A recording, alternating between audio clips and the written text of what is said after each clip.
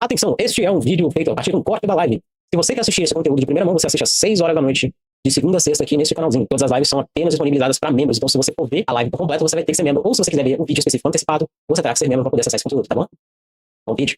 Agora vamos à última curiosidade da noite, que é o funcionamento da Airfryer, nossa grande amiguinha que frita as coisas na base do ar quente, conhecida também como Belo Horizonte no dia de verão. Esse vídeo aqui. Uma fritadeira elétrica que substitui a fritura por óleo e elimina até 80% da gordura da comida. Esse é o slogan da Air Fryer e parecia que a solução para comida saudável e prática em casa tinha finalmente chegado. Mas nesse vídeo a gente vai ver que as coisas não são bem o que parecem. Ah, cara, não vai tirar uma com minha Airfryer não, faz isso não. Os mais pedidos por vocês nos comentários do YouTube, no inbox do Instagram, foi pra gente falar sobre a Air Fryer. Não é público, inclusive paga nós. Muita gente, inclusive, estava preocupada com a possível relação entre este eletrodoméstico e a acrilamida, que é uma substância potencialmente cancerígena. E o Instagram tá cheio de posts mostrando os tais perigos da acrilamida e relacionando isso com a Air Fryer. Todo mundo inventa um espantalho no Instagram hoje pra vender alguma coisa. Com as comidas feitas nesse equipamento. Bom, eu investiguei tudo que há de novo sobre isso, desde que eu aprendi sobre acrilamida lá em 2000 e... Tanto? Melhor não mencionar, 2000 quando? Deixa pra lá. Desde que eu aprendi sobre acrilamida na faculdade, nas minhas idas aulas de toxicologia, eu vi o que tem de novo sobre isso pra gente discutir tudo aqui hoje. Bom, Air Fryer significa literalmente fritadeira a ar, fritadeira de ar, fritadeira com ar em inglês. E a tecnologia da Air Fryer, ela foi inventada em 1989 nos Estados Unidos por um cara chamado Chad Erickson. Tão cedo assim? E em 1990 foi lançado um produto o cara Chad usando essa tecnologia que se chamava Jetstream Oven, que é isso que vocês estão vendo aí na tela. Ele parece um negócio, tipo, saiu do desenho dos Jetsons, mais ou menos. Mas este eletrodoméstico, como a gente conhece, só foi lançado em 2010 na Europa e chegou aqui no Brasil em 2011 e atualmente está super popular. Bom, eu quero primeiro explicar como ela funciona, para que inclusive você entenda todo o rolê dela e como tirar melhor proveito do seu equipamento se você tiver um. E depois a gente vai conversar sobre essa história da acrilamida. A primeira coisa que eu preciso te contar é que, apesar dela se chamar fritadeira, na verdade, ela nada mais é do que um forninho elétrico. Só que diferente de um forno elétrico normal ou de um forno a gás, que aquecem a comida por condução, a Air Fryer aquece a comida por convecção. Calma que vai ficar fácil de entender. Convecção. A por condução... Ela convence a comida, vai. Frita, vai. Frita que eu quero ver. Isso, fica douradinha. Nossa, como eu gosto de quando você fica mais fritinha. É o que você faz todo dia na cozinha, no seu fogão de casa. Você aquece a panela conduz ou transfere calor pro que tá dentro dela, seja isso líquido ou sólido. No caso de uma fritura, por exemplo, a panela transfere o calor pro óleo e o óleo transfere o calor pra comida que ele tá fritando. No forno, seja ele elétrico ou a gás, a fonte de calor aquece o ar ali de dentro e esse ar é que aquece a comida. Tudo isso sempre conduzindo ou transferindo o calor de um pro outro. Isso é um processo estático. O calor transfere de um material pro outro sem a necessidade de movimento para que isso aconteça. E aí, a eficiência do cozimento nesses casos vai depender de uma coisa chamada condutividade térmica. Ou seja, é a capacidade daquele material em transferir calor para um outro material. Seja isso o metal da panela, o óleo, o ar, a água, o que você estiver usando ali para cozinhar. E aí, em termos de comparação, o óleo, por exemplo, ele é cerca de 10 vezes mais eficiente para conduzir calor do que o ar. É por isso que cozinhar os alimentos por fritura é muito mais rápido do que cozinhar eles assando no forno. Porque o óleo conduz calor de forma mais eficiente e com isso o cozimento termina mais rápido. Agora, a convecção também é um processo de transferência de calor, mas ela envolve um movimento, e nesse caso o movimento do ar. Porque o forno de convecção, e aí seja esse modelo compacto, seja um forno de convecção grande convencional, ele aquece o ar e lá dentro tem um ventilador que faz esse ar girar. O movimento do ar nesses fornos de convecção coloca o ar aquecido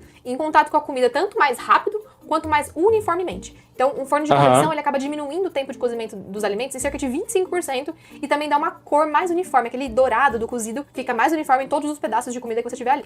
Aqui, aí na tela tem um desenho mostrando pra vocês isso dentro da Air Fryer. Então, aqui dentro... Ela roda, né? Eu consigo mostrar para vocês. Ali dentro, essa espiral é a fonte de calor da Air Fryer. E acima dela tem um ventilador. Esse ventilador vai fazer com que o ar circule ali por dentro, como vocês estão vendo no desenho aí. Tem as setinhas vermelhas mostrando a direção do ar. E o cestinho é todo vazado justamente pro ar poder circular e entrar em contato com o alimento que vai estar aqui dentro. Então, no caso dela, além de ela ser realmente um forninho de convecção, ela é muito compacta. Então, o espaço que eu tenho aqui pra cozinhar o alimento, ele é bem pequeno. Então, a quantidade de ar que eu preciso pra esquentar tudo ali também é menor. É por isso que chamaram de Air Fryer, porque ela imita o tempo e a textura do alimento que seria frito. Porque ele é realmente muito mais rápido do que fazer no forno ou no fogão convencional. Mas ela Sim. continua sendo um forninho, e tudo que você usa no forno, você consegue usar No no air forninho. fryer. Como, por exemplo, os refratários e as assadeiras. Claro, desde que eles caibam aqui dentro do cestinho, né? Porque, afinal de contas, você não vai querer forçar Sim. a barra no seu equipamento. E ela tem a vantagem de ter um timer, que desliga tudo quando acaba o tempo. Então, a chance de você ter uma comida queimada porque você esqueceu o rolê lá no fogo é praticamente zero. Mínima. O tempo do timer. Mas aí já é um outro problema. E outra coisa é que ela é ótima pra esquentar a comida, ao invés de esquentar no micro-ondas, por exemplo, porque ela vai sempre deixar a comida crocante e vai ser mais rápido esquentar na air fryer do que esquentar no forno.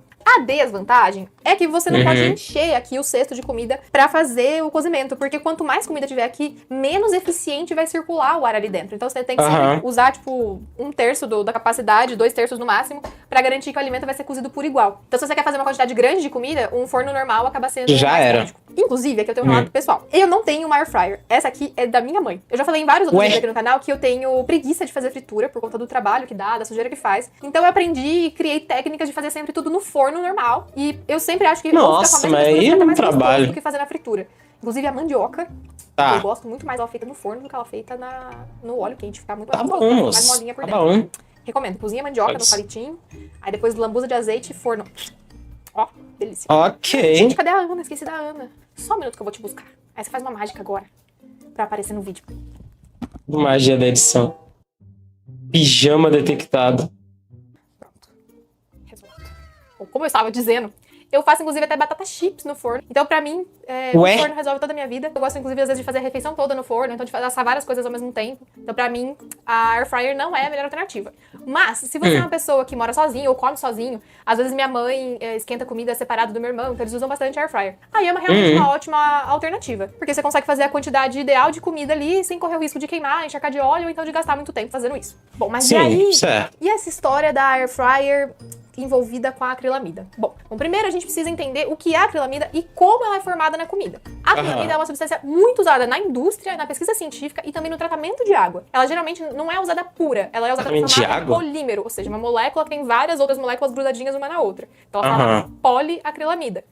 Polímero. Então, nada mais é do que juntar várias moléculas. Na indústria, geralmente ela é usada para fabricação de cola, de papel, de cosmético e até às vezes na construção. No tratamento de água, ela é usada para tirar impurezas e substâncias que estão ali flutuando na água. Pra elas e na colarem nela, né? uma das coisas mais usadas é para fazer um gel que separa proteínas. Usei muito isso durante meu tempo de iniciação científica. Só que ela também pode ser gerada naturalmente durante o cozimento de alguns alimentos em altas temperaturas. E aí que começa a polêmica, porque é o lado obscuro da reação de Maillard. Fãs do Nunca Vi um Cientista já sabem que se tem comida gostosa envolvida, tem reação de Maillard na história. E reação de Maillard, na verdade, não é uma reação. Isso dá nome para várias reações químicas que acontecem entre açúcares e aminoácidos de proteínas em altas temperaturas. E a partir dessas reações são formados vários compostos que dão cor, sabor e aroma para os alimentos que são cozidos, fritos, assados, grelhados. Todo alimento que tem uma cor dourada depois de cozido sofreu alguma reação de Maillard. Essa reação acontece em temperaturas acima de 120 graus, ou seja, acima da temperatura de ebulição da água. Então, preparos que tem muita água, como ensopado, sopa, molhos, essas comidas não vão ter reação de Maillard acontecendo, porque a temperatura não permite. E se você já me viu falar de reação de Maillard no canal aqui antes, e me viu mencionar que ela acontece em temperaturas de 140 a 150 graus, mais ou menos, e estranhou que agora eu disse que ela acontece a partir de 120 graus, eu explico. As reações químicas, elas têm uma cinética própria, isso é a velocidade com que elas acontecem. Entre 140 e 150 graus é o ponto de velocidade máxima dessa reação, onde ela mais gosta de acontecer. 120 é a mínima. Ideal. E ali, e nessas temperaturas, as reações acontecem nessa temperatura, e nessas temperaturas... errado. Nessa faixa de temperatura, as reações acontecem bem rápido. Mas, a partir de 120 graus, elas já estão acontecendo. Não é como se as moléculas ficassem lá paradas, esperando o termômetro bater 140 graus pra só aí começar a reagir. Rita, não, peraí. Tá 138. Falta 2 graus pra começar a reação. Aguenta aí. Segura essas carças. O legal é o óculosinho de rena. Hoje a gente já sabe que a acrilamida é formada a partir do aminoácido asparagina, reagindo com os açúcares como glicose ou frutose que fala português, tem moço. nos alimentos. É por isso que não é todo alimento que vai gerar acrilamida quando for cozido em altas temperaturas. Ele precisa ter altas concentrações de asparagina e de açúcares ao mesmo tempo para que essa reação aconteça e esse composto seja formado. Então, exemplos de alimentos que são ricos em asparagina e açúcar são a batata, os cereais como trigo, aveia, arroz e também o café. No caso do café, a acrilamida é formada no momento da torra dos grãos. E aí, se a acrilamida é formada nesses alimentos puros, ela também é formada nos derivados desses alimentos, como por exemplo bolachas, biscoitos e pães. Agora, carne, ovo, derivados de leite e outros vegetais que não têm tem muito amido, eles não têm os ingredientes necessários para formar Pra acrilamida fazer durante o isso. cozimento. Então, praticamente nada ou uma quantidade muito insignificante de acrilamida vai ser formada quando eles forem cozidos. Bom, e a Beleza. primeira vez que a acrilamida foi detectada na comida foi em 2002 por um grupo de cientistas da Suécia. Isso causou meio que um furor, assim, na comunidade científica, porque a acrilamida, ela é tóxica e cancerígena. Só que a gente precisa entender exatamente como ela é tóxica e como ela é cancerígena antes de tirar conclusões precipitadas. A acrilamida é tóxica? Ok. Sim. Só que a gente só tem certeza desse efeito realmente tóxico, mais especificamente neurotóxico, se ela for inalada. Então, trabalhadores de indústrias que lidam com acrilamida pura pra formar a poliacrilamida, Tem eles que tá de podem desenvolver máscara. problemas de saúde, especialmente neurológicos, por inalar a substância pura na rotina de trabalho. No laboratório, quando eu preparava a solução de acrilamida, que eu tinha que pegar ela em pó para poder fazer a solução, eu tinha que me paramentar toda, usando máscara, usando óculos, usando luva, jaleco, para garantir que eu não ia contaminar e nem ter um efeito tóxico dela. Só que aí, gente, inalar uma quantidade, né, respirar uma quantidade de acrilamida pura é muito diferente de você comer um resíduo ou uma quantidade muito Uma pequena coisinha dela na comida. Ela minúscula. passou por todo o processo de digestão. Enquanto se você inalar, ela vai direto pro seu pulmão. Então os efeitos não são iguais. Até o momento, a gente não conhece a real, se é que existe, toxicidade da acrilamida vinda desses alimentos, tá? Então, ela é tóxica sim, só que em condições determinadas. Essa toxicidade do alimento, a gente ainda não tem uma evidência, um dado científico robusto que mostre se e como ela é tóxica. A acrilamida causa câncer? Sim. Porém, em animais, em laboratório, que ingeriram quantidades muito grandes de acrilamida. É sempre esse papo, mano. Ah, causa câncer? Causa. Mas se um rato foi injetado com 800 vezes o tamanho normal da quantidade dele, aí causa câncer. Você consome 0,2 grama por dia. Lógico que não vai causar pra você. Quantidades, assim, muito maiores do que a gente é capaz de ingerir na comida, comendo uma batata frita, por exemplo. Isso coloca a acrilamida na lista de potenciais carcinogênicos, ou seja, pode ser que ela cause câncer em humanos. Mas nesses quase 20 anos que a gente É muito mais fácil você sair no sol e ter mais chance de tomar esse câncer. sabe que tem acrilamida na comida, a gente ainda não encontrou evidência de que comer comidas que tem uma quantidade pequena de acrilamida realmente cause câncer em seres humanos. Acumule. Até porque a gente já falou em outro vídeo aqui sobre como o câncer é uma doença que não tem um fator que causa. São vários sempre fatores um que conjunto. se combinam até causar a doença. Inclusive, especialmente a idade. Porque muitas células morrem e dão espaço para isso acontecer.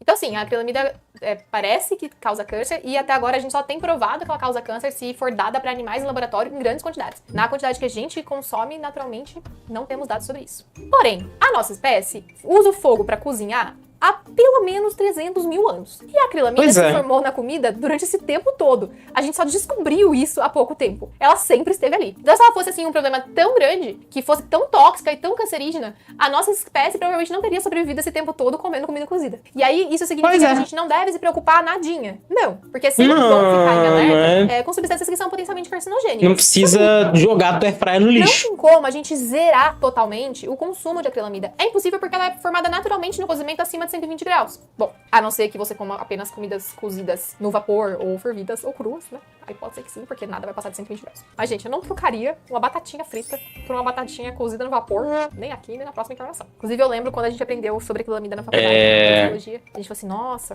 que complicado, né? Me dá uma porção de batata frita. Vamos continuar comendo. Porque a gente Batata. tá tudo bem.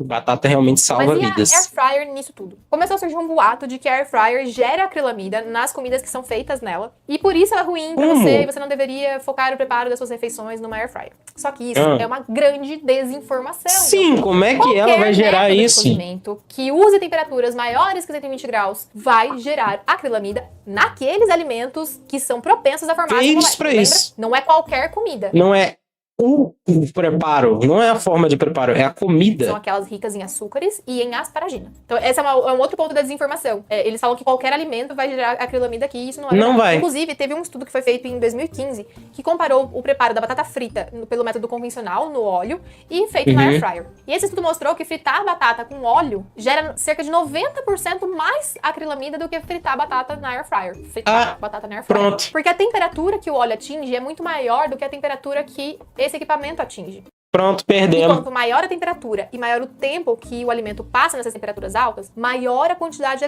Mas falar a verdade, a batata na airfryer não fica do mesmo jeito, não. Nem Aqui no lascando. equipamento tá marcado que a temperatura máxima é de 200 graus. E um forno convencional atinge mais de 250 graus tranquilamente. Então não é a air fryer que vai gerar acrilamida na sua comida. É qualquer cozimento acima de 120 graus que vai gerar acrilamida. Resumindo, não é o método de cozimento em si, mas sim a temperatura e o tempo que o alimento fica nessa temperatura que vai determinar a formação e a quantidade de acrilamida formada nas comidas que são propensas a formar acrilamida, ou seja, ricas em açúcar. Certíssimo. O que a gente pode fazer é sempre ter uma alimentação diversificada, que inclua tanto vários ingredientes diferentes, né, tipo vários legumes diferentes, não só batata, por exemplo, mas também vários modos de preparo diferentes. Então uma coisa eu faço assada, outra coisa eu faço cozida no vapor, outra coisa eu como crua, e assim eu misturo vários métodos, sempre com a fritura em menor quantidade, claro, porque a fritura ainda é a forma de cozimento que gera mais acrilamida. Então se você tá tentando evitar a acrilamida na sua dieta, diminuir a fritura, com certeza é a forma mais garantida disso acontecer. Outra forma de controlar o quanto de acrilamida você vai consumir é controlando o armazenamento e a coloração dos alimentos. As batatas que são armazenadas em geladeira, elas formam mais acrilamida do que as batatas que ficam em temperatura ambiente. Isso acontece porque em temperaturas abaixo de 10 graus Celsius, uma enzima da batata vai trabalhar ativamente para quebrar o amido e gerar os açúcares que vão reagir com a asparagina e formar acrilamida durante o cozimento em temperatura alta. Então, armazenar a batata na geladeira antes de cozinhar não só gera mais açúcares e aí isso gera mais acrilamida depois, como também essa batata ela vai ficar mais amarga e mais escura, porque a reação de Maillard vai acontecer de forma muito intensa e vai formar compostos que são o final da reação, que são mais amargos. E aí na questão de controlar a coloração, quanto mais escuro o alimento, né, quanto mais